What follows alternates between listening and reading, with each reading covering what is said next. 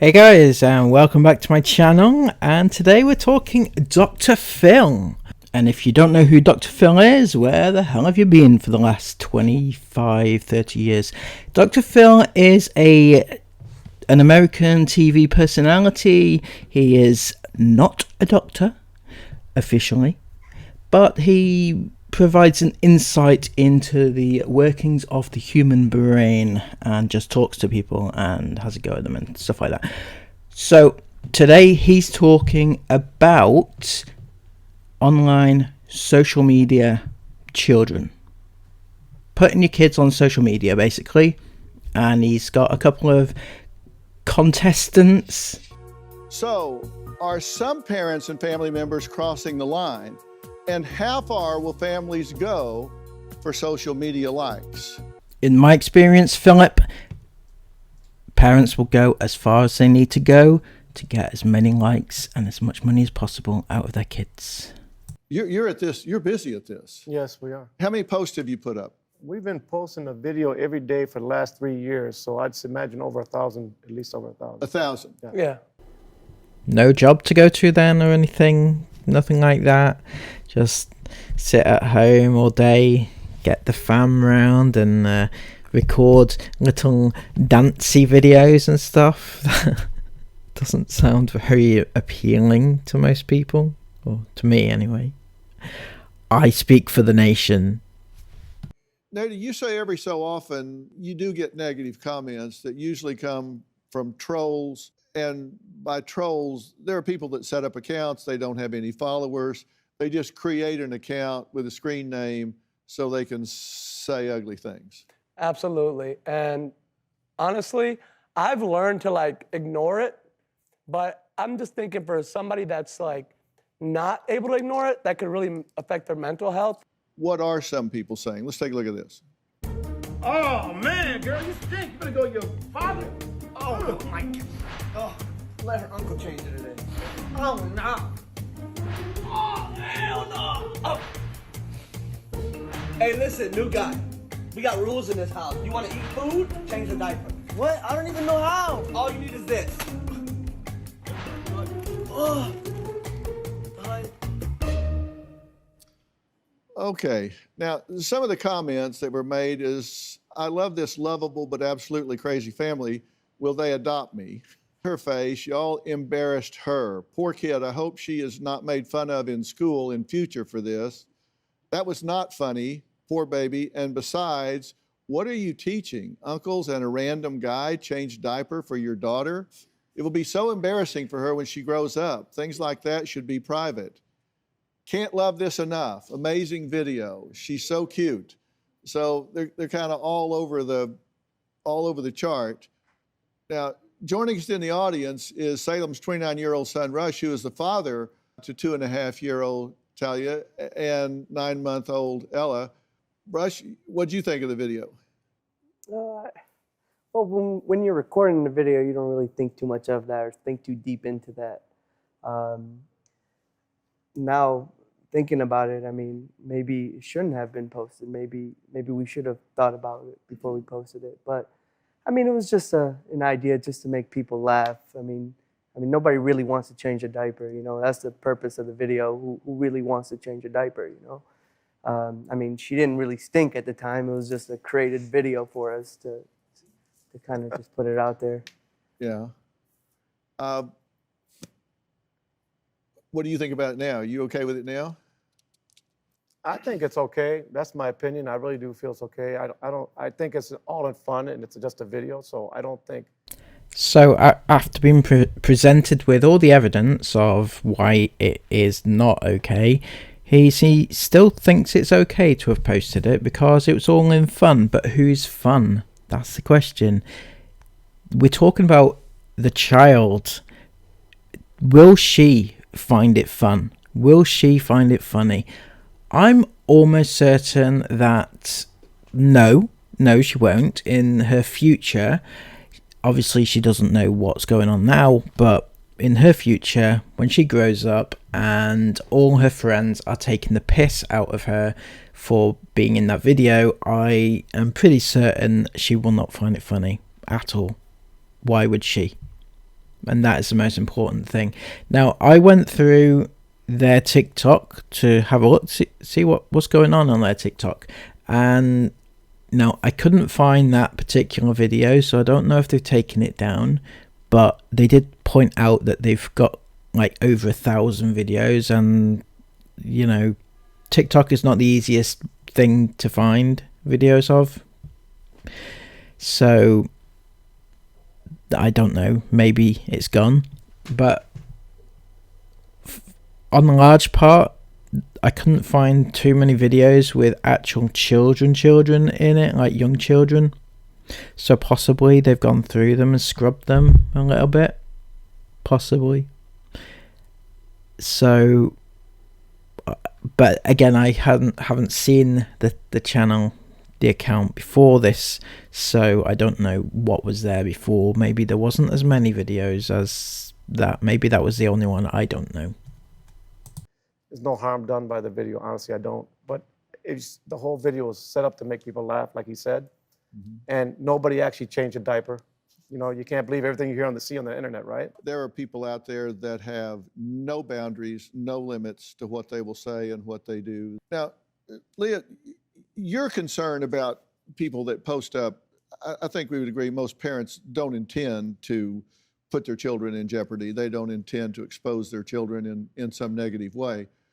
I think that would include probably 99% of parents. Absolutely. See, Philip, can I call you Philip? Philip, I think that you're wrong. Okay, I know you're trying to play devil's advocate here, but I do think that I have a better insight into what you're trying to find out here, and that is parents who expose their kids to such horrendousness online do intend to do it because there's no reason for them not to know what they're doing. So if you intentionally put your kids out there, then you're intending them to get hurt, and there's no two ways about it, I'm afraid. Your concern is that inadvertently they can be putting their children in jeopardy, exposing information that can create problems. That is my concern, that we don't know who our audience will be now or in the future. That's exactly true. Now, you can't tell who is going to watch now or in the future, but we can have an educated guess at who might be watching right now. And when kids are involved, you need to take the worst case scenario as your cutoff line. So think about who is probably watching. The worst people of the world are watching. So work on that basis and try and protect your kids that way, because you think that the worst people are going to be watching, and let's face it, they probably are. We don't know how content may be repurposed, remixed, reshared, and used in ways that we can't anticipate as parents. I'm a mom myself. I've got 2 kids. I adore them, and I absolutely agree. I think almost all parents have their kids' best intentions at heart, and I can tell you folks do. So my concern is not with the parental choice up front. My concern is with how that content may travel. I am concerned about the world that we're living in right now. See, I think that we all should work together when it comes to child safety and internet awareness, which is what she's doing. I just feel that she's doing a slightly watered down version of what we're trying to achieve on this channel. But that's okay. That's fine. I just feel that a more hard-nosed approach of like things are worse. You know, the worst thing is happening. Kids are being used by their parents, and the parents know they're using them, and they're intentionally putting them in harm's way. So to say that they're not, I think is wrong, because in particular, obviously, vloggers, family vloggers, those types who are using their kids for content, those are the ones that are intentionally putting them in harm's way. The average mother or father who just posts on Facebook or whatever, they're not doing it intentionally. They just need to be educated a little bit. Yeah, and you think that children's privacy is being invaded, even if they don't, he says his children don't really have an awareness of what's going on, but you think that also means they can't give consent. Yeah, I don't think children are able to give like informed consent. They don't know what they're getting involved with in regard to posting publicly on social media. You know, you're an adult and you know consent and you know what you're getting involved in regard to the trolls and the potential, you know, consequences and ramifications. And children just aren't aware of what social media is. They like to be filmed and they like to participate in the family activity, but they don't know the long-term ramifications and consequences to all the public oversharing.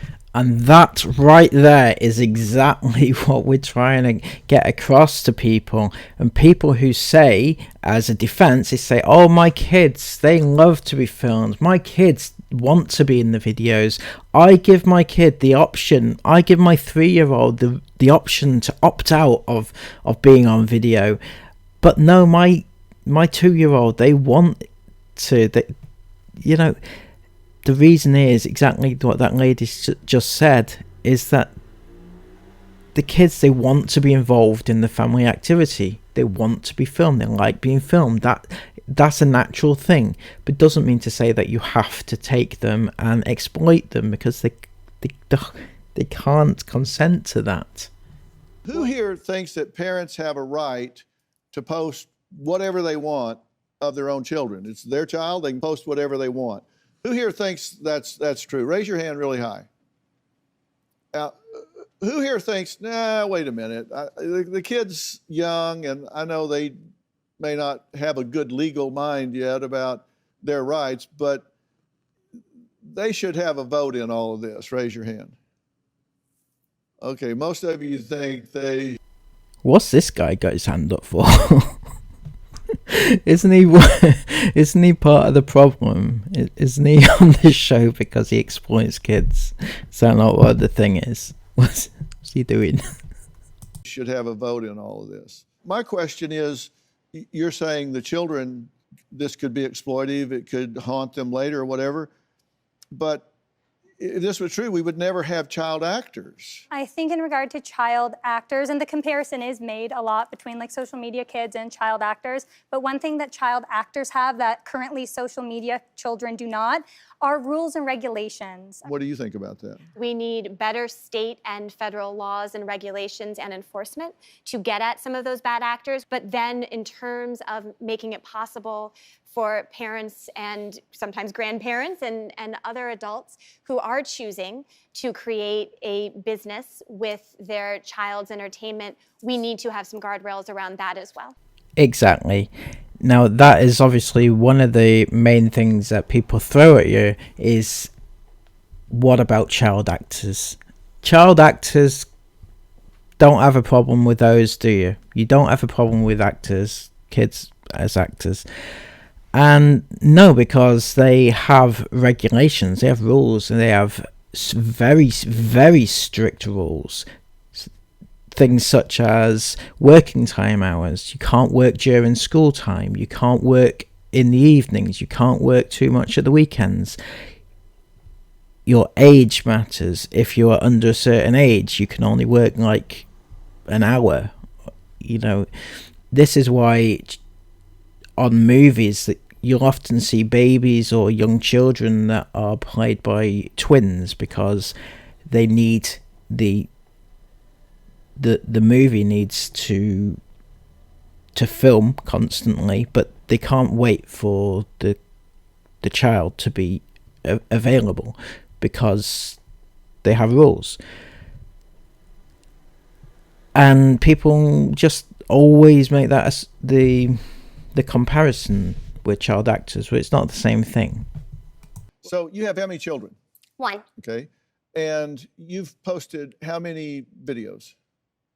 Hundreds. Hundreds? Mm-hmm. Okay. And you post about breastfeeding, and you've gone past probably the average Correct. breastfeeding by how much? I feel like in the US, the average is about 1 year old, but in other countries, you can go up to 7 years old, and that's completely normal. So I personally have just chosen to go a little bit longer because I'm staying. I find it quite interesting, actually, how they've blurred out her breast, because you can't show that on national TV, but they haven't blurred out the child's face because that's accepted, and yet they're talking about a social media and consent on, you know, I know I'm going to sound a little bit hypocritical here because obviously I don't always blur everything out, but it just strikes me as a little bit odd, the fact that they would be talking about consent of children, but they're not allowed to show her breast, but they are allowed to show the child. Anyway, just an observation, okay? Don't come at me. A home mom, so I'm able to. And so I love the bond with my child, and I know that it still gives her a ton of nutrients, so I do it. And you post it, why? Well, actually, the original time that I posted breastfeeding, I wasn't going to post it. I was joking around, taking a video, breastfeeding my daughter. We were dancing to whatever was popular at that time, and my niece was dancing as well. My sister was like, oh, you have to post this. It's hilarious. So I did. Nothing happened. And then about a month later, all of a sudden on TikTok, it just blew up a ton. And I got plenty of positive feedback, but also a ton of negative feedback. So now they didn't show the TikTok that she's talking about, but I went and found it because I think it is bloody hilarious. So let's go and have a look at that now. As you can see, it is quite the humor, right? So I don't know why people have a problem with it, honestly. And what was the negative feedback? I had people going to the extent of telling me to kill myself, actually. Telling somebody to kill themselves on the internet is just, there's no justification for it. Okay, I'd like to weigh in with this one, okay, because it's a large misconception, and possibly it shouldn't be. As Dr. Philip says, telling someone to kill yourself should never be accepted on the internet, but it is, because most people who do that are generally kids, and it's a throwaway comment. It's like, I used to get them like multiple times a day. It doesn't mean anything. It doesn't mean that my life was in jeopardy. I didn't feel under threat or anything like that. I'm just saying it's not quite as the big deal as some people may make it out to be. Now, you say specifically when it comes to breastfeeding that you hope your daughter looks back at these posts and is proud of them. But what if she's not? Well, then that's something that we will have to deal with later. Parenting tips, everybody. Do something wrong to your kid, and if they don't like it, we'll have to deal with it later. I'm not so sure that's the best form of... I'm just not sure, to be honest, if that's the best way forward to combat a trauma of a child, is to, brush it under the carpet, deal with it later if it comes up. But I think that breastfeeding really is not normalized, and so you should be able to go out in public and breastfeed if you want. But so many people will look at you in public and think that you're disgusting, but I am just nourishing and feeding my child. It's not like I'm doing it to be sexual or do anything wrong. See, here's where we have a problem. You're talking about the act of breastfeeding and how it needs to be normalized, but is that what you're saying that your channel is for, to normalize that and to make people okay with it and everything? So taking a look through your channel, your account on TikTok, you can tell straight off that the majority of the bigger hitter videos that you uploaded are of you breastfeeding. That could be for a number of reasons. Obviously, it could be genuine people looking for breastfeeding, or it could be the fact that on your thumbnail has you've got your breast out and your baby. I don't know, but every single one with your baby breastfeeding has got over 1 million views, 1 million plus views, lots and lots. One of them has got 17 million. But you're saying that your account is for awareness purposes for breastfeeding. So let's assume that's true. How come you've got this video here, which is an actual ad, a paid ad by a company paying you to advertise for them based on your breastfeeding, which is for awareness purposes only? Make that make sense. For me, I think it all comes down to the topic of consent. It's one of the most important things we can teach our children is consent. And the best way to teach them is to model it. And as parents, that is our responsibility. So how can you model consent while at the same time taking it away from them? Exactly. Now, this is Sarah, is it? Is that how you pronounce the name? This is who I have referenced before on videos that I've done.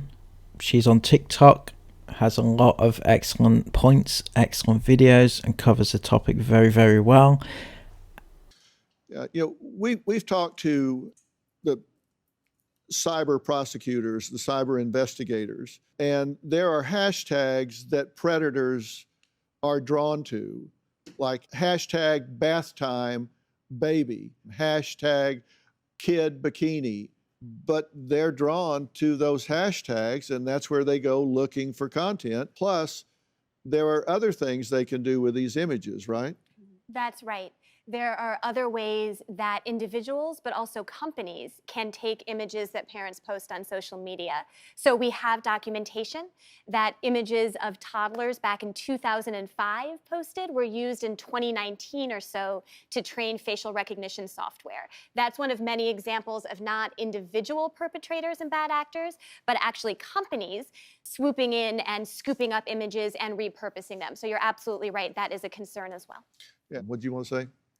It's just a lot to think about. I always say that there are certain things that I think should just be a general no-no for parents, and that's definitely like personal identifiable information, like full names and birth dates. And I think some topics should just be off limits. As you mentioned, bath time potty training is also something that they look for, swimwear, as you mentioned. I believe there are certain things that maybe generally as parents we can all just agree on shouldn't be posted publicly online. Well, we're back talking about sharing our lives on social media, and we've talked a lot about the negatives today, but do my guests feel there are any positives to sharing information online? And yeah, I want to ask Robin, have you noticed parenting and social media has changed throughout the years? Yes, it has changed so much. It's grown, all the platforms, so many platforms. And what I can't believe is how young the children are that get on these platforms. We were talking about Avery and London, and I can remember when they were just 3 years old, 4 years old, they could get on the platforms. They could show me how to set up a new account. Of course, I said, no, I don't want to do that. But so many out there, and they allow the children on them. Everything has changed. It's grown, and to me, it's very, very dangerous. It's scary. Exactly, it's scary. And parents, family vloggers, influencers on TikTok and Instagram, they need to get with the times. They need to understand that with all this extra technology and extra opportunities that they think that they have, you also have extra problems with what you're sharing online and the safety of your kids. There's a term that you may have heard called presentism. And that's a term where you go back and find something that happened years in the past and pull it up to the present and judge it by current day standards. Things that might have been okay with the social mores and folkways of the time, but not today. Gun control. Yes, so there is so many things wrong with society at the moment that they want to put their kids online. And one thing that was not really touched upon in this video in Dr. Phil was the fact that kids are used as income. They're talking about privacy and protection and everything, but they didn't talk about it being as a business. Only the lady in the red, she pointed out that it was, some people use the kids as a business, but there wasn't really touched upon. And that's one of the other main problems, making money out of your kids, making your kids work day after day. Anyway, I thought it was quite a good episode. Whatever your feelings are about Dr. Phil, you know, he does have some good points and brings the conversation to a national televised level. So that's always a good thing. Thank you all so much for watching with me today, and don't forget to give me a thumbs up and subscribe if you're new. Take care until next time. Bye bye.